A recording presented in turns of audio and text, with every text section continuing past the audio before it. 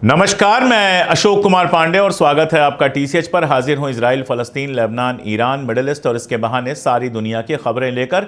Trump कह रहा है कि वो ईरान के लीडर से, यानी ईरान के जो राष्ट्रपति हैं पेजेश्कियन और वहां के जो सुप्रीम लीडर हैं खामनेई, उन दोनों लोगों से मिलने के लिए तैयार है। यह अपने आप में बहुत मजेदार खबर है, यह अपने आप में बहुत ज्यादा चौंकाने वाली खबर है और हमसे ज्यादा अगर इस खबर से कोई चौंका है तो वो नेतन्याहू है। दरअसल मैं आपको एक खबर दिखा रहा हूं जो वाईटी न्यूज में छपी है, और वाईटी न्यूज जो है, यह खबर नहीं है, एनालिसिस है। और वाईटी न्यूज जो है वो इजराइल का प्रमुख चैनल है और पूरी तरह से ज़ायनिस्ट चैनल है। आप वाईटी न्यूज की वेबसाइट पर जाइए, आपको समझ में आ जाएगा कि वो अक्सर इजराइल की जो पॉलिसीज हैं, नेतन्याहू की जो पॉलिसीज हैं, उनके ही सपोर्ट में रहता है। आप कह सकते हैं कि वहां का अपना गोदी मीडिया है। देखिए, हर देश का अपना अपना एक गोदी मीडिया होता है जो सरकारी भाषा ही बोलता है। तो अगर वाईटी न्यूज के इस खबर को आप देखेंगे तो यहां जो बंदा इस खबर को लिखने वाला है वो नाराज दिखाई दे रहा है। वो ये कह रहा है कि ट्रंप सारे देशों से अलग अलग सीधे बात कर रहा है, इजराइल को उसमें कहीं शामिल नहीं कर रहा है। वो कह रहा है ईरान भी सीधे बात कर रहा है, सीरिया भी सीधे बात कर रहा है, इजराइल का इंपॉर्टेंस खत्म हो गया है, ट्रंप इजराइल को कोई खास महत्व नहीं दे रहा है। एक तरफ यह इमेज है कि ट्रंप जो कर रहा है वो सब इजराइल के लिए कर रहा है, दूसरी तरफ यह खेल हो रहा है। इन दोनों को जरा मिला के देखिए क्या हो रहा है। सीरिया के अंदर अमेरिकन बेसेज हैं और अमेरिकन सेना भी है। डिसाइड किया अमेरिका ने कि सीरिया से वो सेना को हटाएगा और केवल 1000 की सेना, 1000 की सेना जो है वो रखेगा सीरिया के अंदर। बेंजामिन नेतन्याहू यह बिल्कुल नहीं चाहता था, क्योंकि वो जानता है अमेरिकी सेना हटी, कुर्दों के साथ पहले ही आर्दोगां का समझौता हो चुका है, तो आर्दोगां सीरिया के अंदर बहुत मजबूत हो जाएगा। इसलिए वो कतई नहीं चाहता था कि किसी भी तरह से आर्मी हटे।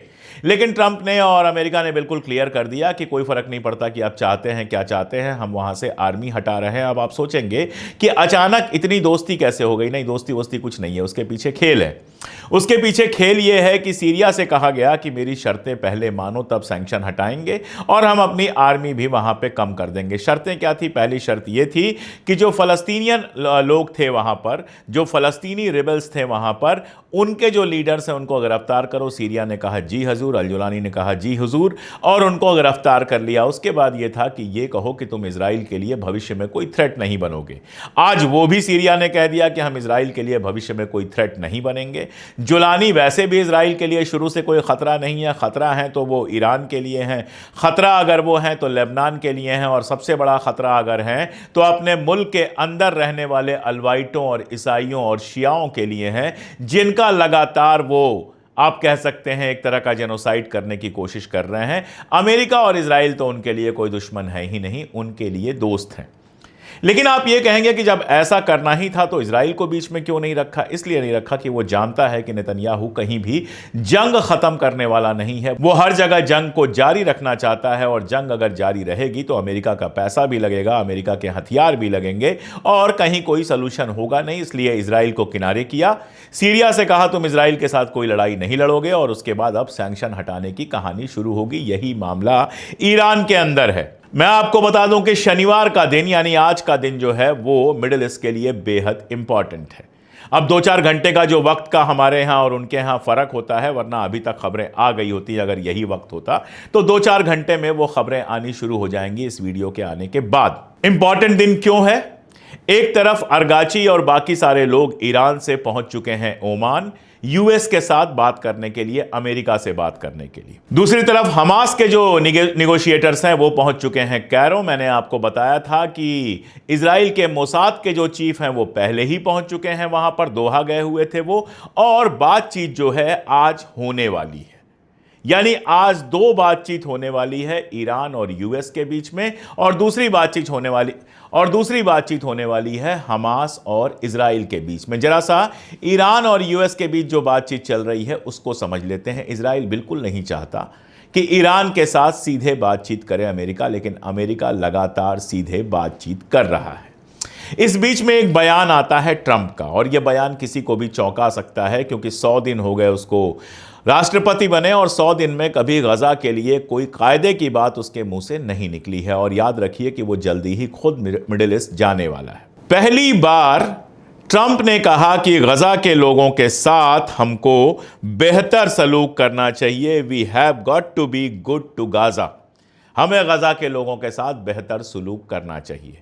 और ये बात कब कही उसने? वो हवाई अड्डे पे था, जा रहा था, उस समय पत्रकारों ने पूछा तो ये इमदाद के बारे में बात है, ये एड के बारे में बात है। वो कह रहा है गजा के अंदर एड शुरू करनी चाहिए। अब आप इसको कॉन्ट्रास्ट कीजिए, इजराइल के मिनिस्टर्स कह रहे हैं कि गजा के लोगों को हम स्टार्व करेंगे, भूखों मार देंगे ताकि वो अपनी जगह छोड़ने पर मजबूर हो जाए।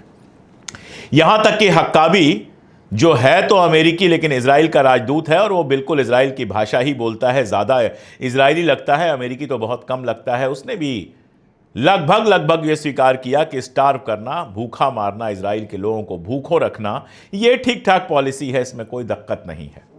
नेतन्याहू तो यह खुद पॉलिसी अपनाए हुए है, लगातार वहां इमदाद जाने से रोके हुए और कह रहा है कोई इमदाद जाएगी नहीं।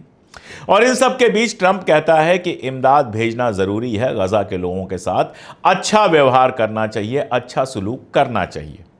अब यहां पर आप देख लीजिए, जर्मनी, फ्रांस और इंग्लैंड ने एक साथ मिलकर एक लेटर लिखा था जिसमें इजराइल को जल्दी से जल्दी गजा के अंदर इमदाद शुरू करने के लिए कहा था। फ्रांस ने कहा था कि जून तक हम फलस्तीन को एक आजाद मुल्क का दर्जा दे देंगे। और कनाडा जो हमेशा इजराइल के साथ खड़ा रहा है, उसके प्रधानमंत्री का बयान आया है, उसने कड़ी मजम्मत की है इजराइल की गजा के अंदर इमदाद ना पहुंचने देने के लिए। WHO, वर्ल्ड हेल्थ ऑर्गेनाइजेशन, उसने भी मजम्मत की है इजराइल की और मांग की है कि जल्दी से जल्दी इमदाद को पहुंचाया जाए गजा के अंदर। और इन सब के बीच हमास का बयान आता है। हमास ये कहता है कि जो डिसआर्मामेंट की बात थी, हथियार रखने की बात थी, वो तो हमने कभी स्वीकार ही नहीं की।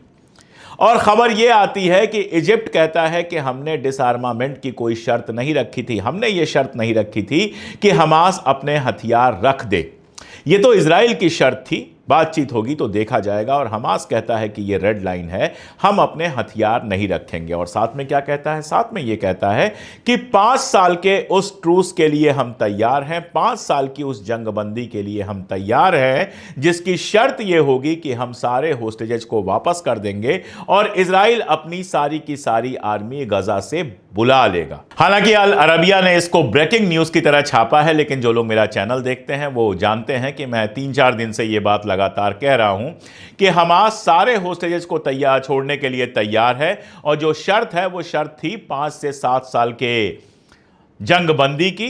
5 साल की बात इस ब्रेकिंग न्यूज में की गई है। 5 साल भी गजा को दोबारा से एक हद तक बनाने के लिए काफी है। और 5 साल की अगर जंगबंदी होती है तो गजा के लोगों के लिए भी बहुत बेहतर है। बेहतर तो उन इजराइल वालों के लिए भी है जो लगातार सायरन से उठते हैं, सायरन से सोते हैं। कल भी हूथी ने एक बड़ा हमला किया था। दावा यह किया जा रहा है कि सायरन तो बजी, लेकिन जो हमला हुआ था उस हमले को पहले से ही रोक लिया गया, पकड़ लिया गया। मैं नहीं जानता क्या हुआ। इजराइल कितना सच बोलता है ये सब आप लोग जानते हैं, लेकिन अगर नहीं भी कोई इंपैक्ट हुआ तो एक डर तो लगातार बना ही हुआ है। इसके अलावा अगर हम देखें केवल गजा के अंदर, तो इजराइल ने खुद माना है कि पिछले कुछ महीनों में 316 उसके सैनिक मारे गए हैं और 79 जो है उसके सिविलियन मारे गए हैं। अभी हाल में कल की ही बात है जब उसका एक आर्मी ऑफिसर और 3 लोग जो हैं, एक आर्मी ऑफिसर मारा गया था और 3 लोग बहुत बुरी तरह से घायल हुए थे। सार कह रहा है कि गजा में इंटेंस फाइटिंग चल रही है। इंटेंस फाइटिंग तो तभी होती है जब दोनों तरफ से मुकाबला होता है। अगर एक ही तरफ से मुकाबला होगा तो वो इंटेंस फाइटिंग नहीं होगी, फिर तो बॉम्बिंग कहा जाएगा। यानी सीधी सी बात है कि जमीन पर जो जंग चल रही है उसमें इजराइल को काफी नुकसान पहुंच रहा है, उसके आर्मी के लोग मारे जा रहे हैं, तो राहत तो इजराइल वालों के लिए भी होगी। आप जानते हैं इस बार जब जंग शुरू हुई तो क्या आर्मी, क्या नेवी, क्या एयरफोर्स, सबके अफसरों ने कहा कि हम जंग नहीं चाहते हैं और बहुत सारे रिजर्विस्ट सेना के अंदर शामिल नहीं हुए हैं। एक खबर आई थी कि रिसोर्स क्रंच की वजह से वेस्ट बैंक में ऑपरेशन नहीं चलाया जा रहा है। तो परेशान तो इजराइल भी है। आपसी जो लड़ाइयां चल रही हैं, नेतन्याहू के ऊपर तमाम सारे केस हैं, शिन बेट के चीफ से लड़ाई चल रही है, मोसाद के चीफ से नहीं पड़ती है, तो आपस में तो लड़ाइयां उनके यहां भी बहुत हैं। बस इतना है कि अगर सीज फायर हो गया और लागू हो गया तो नेतन्याहू की कुर्सी बहुत दिनों तक नहीं रहेगी। और बहुत मुमकिन है कि ट्रंप यही चाहता हो कि नेतन्याहू की कुर्सी जितनी जल्दी हो उतनी जल्दी जाए, नया आदमी आए जो इतना जंगखोर ना हो जितना कि नेतन्याहू है। और भी मामलों में इजराइल लगातार फंस रहा है। एम्बुलेंस पर सीधी गोली चली थी, वो मामला सामने आया था, एनवाईटी में उसका वीडियो आ गया था और उसके बाद इजराइल ने कहा कि हाँ, टेक्नोलॉजिकल हमसे गलती हो गई थी, प्रोसीजरियल हमसे गलती हो गई थी, वो गलती मानी। अभी आज क्या हुआ है, आज फिर आईडीएफ ने अपनी गलती मानी है कि यूएन के ठिकानों पर जो उसने हमला किया था और लोगों को मारा था वो भी गलती से हो गया था। अरे गलती से नहीं हुआ था, ये सब आपकी पॉलिसी का हिस्सा है। बस ये है कि इंटरनेशनल प्रेशर पड़ रहा है, सारी चीजें बाहर आ रही हैं तो आपके लिए भी मुश्किल बढ़ रही है, तो मान ले रहे हो कि गलती से हुआ है। इंटरनेशनल प्रेशर के बारे में कल भी मैंने आपको बताया था कि आईसीसी में गए थे ये लोग। आईसीसी से इन लोगों ने डिमांड की थी कि नेतन्याहू और दूसरे लोगों के ऊपर, गैलेंट के ऊपर जो वारंट निकला है उसको वापस ले लो। आईसीसी ने वारंट लेने से मना कर दिया। अब चलते हैं ईरान की तरफ। पहले एक खबर आपको दे दूं कि ईरान की रशिया के साथ अभी जो ट्रेड डील हुई है, स्ट्रेटेजिक डील तो हुई थी, अभी जो ट्रेड डील हुई है वो 4.8 बिलियन डॉलर की डील है। रशिया, चीन और ईरान के बीच इधर लगातार आप देख रहे हैं डील्स हुई हैं। अर्गाची की कल फोटोग्राफ्स और वीडियोस आई थी चाइना से। रशिया से यह खबर आई है कि 4.8 बिलियन डॉलर की डील हुई है। इसके अलावा जो ईरान ने डील की है वो गैस और न्यूक्लियर कोऑपरेशन की है रशिया के साथ। स्ट्रेटेजिक पार्टनरशिप यानी जंगी पार्टनरशिप, गैस और न्यूक्लियर कोऑपरेशन की पार्टनरशिप और 4.8 बिलियन डॉलर का व्यापार, ये रशिया के साथ ईरान का रिश्ता बना है। यही रिश्ता चाइना के साथ बना है और मैं पहले दिन से कह रहा हूं कि चाइना, रशिया और ईरान का जो ये रिश्ता है ये अमेरिका को भी परेशान करने वाला है। अमेरिका जानता है कि इनके पास नेचुरल रिसोर्सेज भी हैं, गैस भी है, ऑयल भी है और एटॉमिक पावर भी है, तो इनसे टकराना वाकई मुश्किल का काम होगा। यही वजह है कि वो लगातार इस ट्रीटी को आगे बढ़ाने के लिए कह रहा है, जो बातचीत हो रही है उसको आगे बढ़ाने के लिए कह रहा है। और आज के दिन ओमान में फिर से बातचीत होनी है, जो टेक्निकल लेवल की बातचीत है। ओमान के जो सुल्तान हैं वो पुतिन से मिलके आए हैं, ओमान में बातचीत होनी है, इनडायरेक्ट बातचीत होनी है। यानी ईरान कहेगा ओमान को, ओमान अमेरिका को कहेगा, अमेरिका फिर ओमान को कहेगा, ओमान ईरान को कहेगा, यानी ओमान लगातार बीच में रहेगा। और ओमान के जो सुल्तान हैं वो मिलके आए हैं रशिया के पुतिन से। तो आप समझ सकते हैं कि खेल कहां कहां चल रहा है। इसके पहले कतर और रशिया के बीच में एक समझौता हुआ है और यह भी 2 बिलियन डॉलर का समझौता है। सोवराइन फंड्स में 2 बिलियन डॉलर्स ये लोग इन्वेस्ट करेंगे। यानी सीधी सी बात है कि रशिया और चाइना खास तौर पे सीरिया के टूटने के बाद, सीरिया से असद के जाने के बाद दूसरे अरब मुल्कों के साथ लगातार अपना रिश्ता मजबूत कर रहे हैं। इसीलिए ट्रंप जंग की तरफ जाने की जगह सीधे सीधे ये कह रहा है कि मैं तो खामनेई से भी मिलने को तैयार हूं, पजेश्कियन से भी मिलने को तैयार हूं, और कह रहा है कि बातचीत अच्छी चल रही है। एक और बात उससे कही है, उससे कहा गया कि क्या अगर ईरान से युद्ध होगा, जंग होगी, तो आप इजराइल की लीडरशिप में काम करेंगे? उसने कहा नहीं, इजराइल हमें जंग के लिए ड्रैग नहीं कर सकता है, खींच नहीं सकता है। इजराइल के भड़काने पर हम जंग नहीं करेंगे, और अगर जंग हुई भी तो हम उसको लीड करेंगे। यानी सीधी सी बात है कि इजराइल को बातचीत से किनारे रखा गया है। इजराइल के मोसाद के चीफ गए थे प्रेशर बनाने के लिए, वो प्रेशर ट्रंप ने कहीं से माना नहीं है और उसके दिमाग में बहुत क्लियर है कि ईरान के साथ जितनी बातचीत हो सके उतना बेहतर है। और अगर ईरान के साथ बातचीत होकर एक डील हो जाती है तो बहुत सारी प्रॉब्लम, चाहे वो हिजबुल्लाह की हो, चाहे हमास की हो, चाहे हूथी की हो, ये सारी प्रॉब्लम अपने आप सॉल्व हो जाएगी।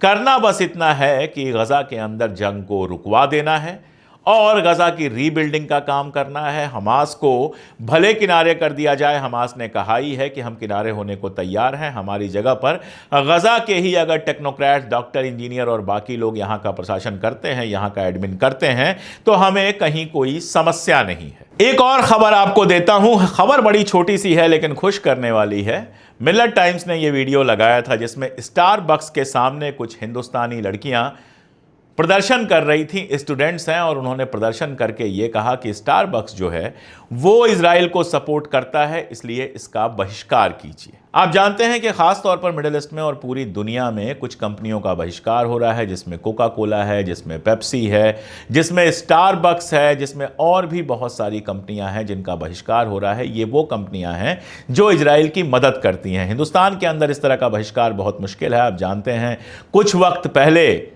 कुछ लोग संभल में खास तौर पर अपने हाथ में काला पट्टा लगाकर फ्री पैलेस्टाइन का नारा लगा रहे थे, उन लोगों को गिरफ्तार कर लिया गया था, उन लोगों के ऊपर केस कर दिया गया था। हालांकि वो सब लोग रिहा हो गए हैं। तो हिंदुस्तान शायद बहुत गिने चुने देशों में है जिसमें फ्री पैलेस्टीन का नारा लगाने पर भी गिरफ्तारी हो जा रही है। वहां पर इन लड़कियों ने हिम्मत की है, स्टारबक्स के सामने खड़े होकर प्रदर्शन किया है। मैं इनकी हिम्मत को सलाम पेश करता हूं। और आज का दिन मैंने आपको बताया बेहद इंपॉर्टेंट है। अगला जो भी वीडियो मैं बनाऊंगा, जो अपडेट्स आएंगी उनको दूंगा। देखना यह है कि क्या हमास और इजराइल के बीच में समझौता हो जाता है। अगर हो जाता है तो वाकई ये बहुत अच्छी बात होगी। दूसरा सवाल यह है कि ईरान और रशिया की बातचीत आगे बढ़ेगी। मुझे लगता है कि आगे बढ़ेगी और कहीं पहुंचेगी। फिलहाल जंग की जो संभावना ईरान के साथ दिख रही थी मुझे, अब वो बहुत कम दिखती है। ट्रंप बातें जितनी भी कर ले, लेकिन वो पूरी तरह से समझौते के मूड में है। और उसका एक बड़ा कारण यह है कि उसको रशिया और यूक्रेन का भी समझौता कराना है और रशिया के साथ दुश्मनी नहीं लेनी है। वो जानता है ईरान के साथ दुश्मनी लेने का मतलब चीन से पहले से ही दुश्मनी है, रशिया से भी दुश्मनी बढ़ानी पड़ेगी। और मिडिल ईस्ट के अंदर भी बहुत सारे मुल्क नहीं चाहेंगे कि इस तरह की जंग हो, क्योंकि इस तरह की जंग होने का मतलब है मिडिल ईस्ट की पूरी बर्बादी। तो इजराइल कितना भी चाहता हो, मुझे लगता है कि इस पॉइंट ऑफ टाइम पे ट्रंप इस जंग को आगे नहीं बढ़ने देगा। और इसी के साथ साथ अगर हमास से समझौता हो जाता है, क्योंकि इसमें भी वही मामला है, आप जानते हैं जो नेतन्याहू का खास आदमी था ड्रेमर, उसको हटा दिया गया है। उसकी जगह पर मोसाद के चीफ बात कर रहे हैं। और अमेरिका का ही यह प्रपोजल था जो इजिप्ट के माध्यम से दिया गया था कि लंबे टाइम के लिए जंग रोकी जाए और गजा से इजराइल अपनी आर्मी पूरी तरह से वापस ले और हमास सारे होस्टेजेस को एक साथ छोड़े, जिंदा छोड़े, ताकि वो अपने घर पहुंच सके। तो आज का दिन बहुत इंपॉर्टेंट है। डिटेल्स मैंने आपको दी हैं। आगे जो भी आज होता है उसका मानी क्या है, उसके रिपरकशंस क्या है, वो सारा कुछ मैं अगले वीडियो में आपको बताऊंगा। तब तक इस वीडियो को देखिए, दोस्तों तक पहुंचाइए, जुड़े रहिए हमारे साथ। और अगर चैनल को अब तक सब्सक्राइब नहीं किया है तो चैनल को सब्सक्राइब कर लीजिए। आज के लिए इतना ही, बहुत शुक्रिया।